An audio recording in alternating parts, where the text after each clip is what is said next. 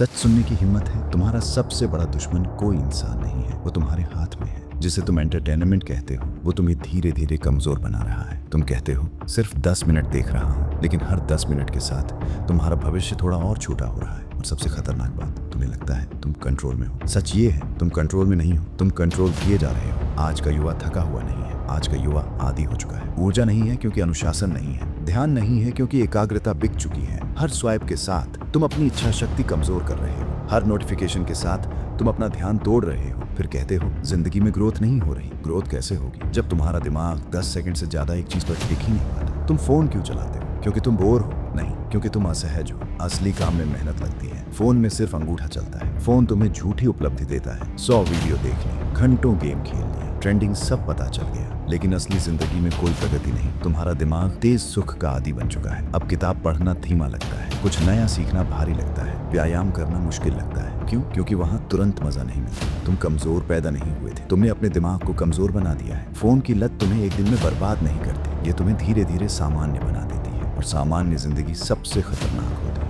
न इतनी बुरी कि लोग दया करें, न इतनी अच्छी कि लोग सम्मान करें, बस बीच में अटकी हुई जिंदगी। सालों से तुम वहीं खड़े हो, वही आदतें, वही बहाने, बस स्क्रीन टाइम बढ़ गया है। जो इंसान 1 घंटा ध्यान से काम नहीं कर सकता वो बड़ी सफलता कैसे पाएगा? हर बार तो तुम कहते हो बस आखिरी वीडियो, और फिर 10 और देख लेते हो। तुम अपने दिमाग को सिखाते हो मैं अपने ही शब्द का पक्का नहीं। आत्मविश्वास ऐसे ही टूटता है, और जिसका खुद पर भरोसा टूट जाए उसे दुनिया कभी गंभीरता से नहीं लेती। अंदर से तुम्हें पता होता है कि तुम समय बर्बाद कर रहे हो, इसलिए अपराध बोध होता है। अपराध बोध से आत्मसम्मान गिरता है, आत्मसम्मान गिरता है तो स्तर गिरते हैं, और स्तर गिरते हैं तो जिंदगी गिरती है। ये सब धीरे धीरे होता है, इसलिए तुम्हें लगता है सब सामान्य है। आने वाला समय आसान नहीं है। प्रतिस्पर्धा बढ़ेगी, कौशल मायने रखेगा, ध्यान और अनुशासन मायने रखेगा। और तुम क्या कर रहे हो? Refresh, scroll, swipe. जो लोग आगे बढ़ेंगे वे कौशल बढ़ा रहे हैं, और तुम सिर्फ अपना समय घटा रहे हो। तुम छोड़ क्यों नहीं पा रहे? क्योंकि फोन तुम्हें भागने का रास्ता देता है, तनाव से, दबाव से, हकीकत से। लेकिन भागना कभी जीत नहीं दिलाता। जो असहज सच्चाई का सामना करता है वही मजबूत बनता है। 5 साल बाद का खुद को सोचो। एक रूप तंदुरुस्त शरीर, तेज दिमाग, मजबूत है, स्पष्ट दिशा। दूसरा रूप रात भर फोन, कम आत्मविश्वास, कोई बचत नहीं, वही बहाने।